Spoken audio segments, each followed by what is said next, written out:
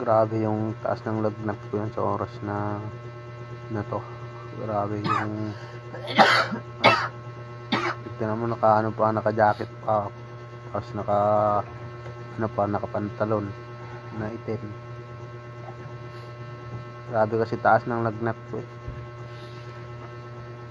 Nakamidyas pa, hindi ako mapapakali tapos pa yung schedule ng check up ko bukas pa ng umaga, mga alas 8.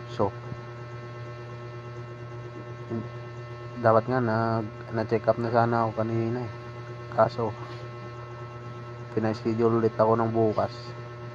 Akala ko matuloy yung ko eh, kasi pumunta ako kanina, wala na, tanghali na kasi ako nakapunta eh. Wala na ng sirado na yung center. Bukas na lang daw ulit. Mga kailangan ko maaga pa pumunta doon para sa check up.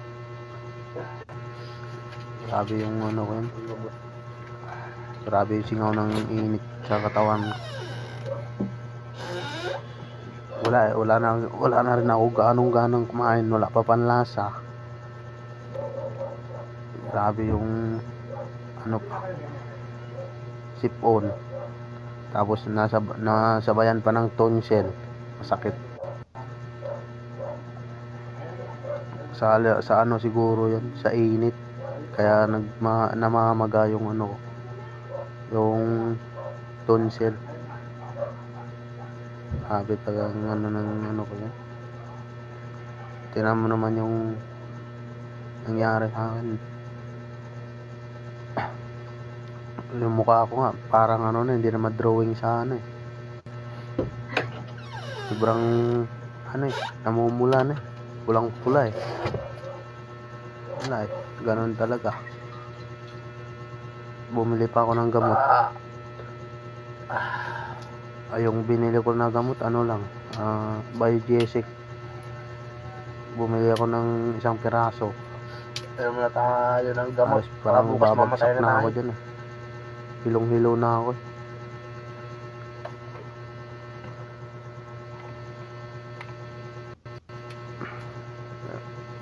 Patawa-tawa lang ako, pero grabe yung sama ng pagramdam ko niyan.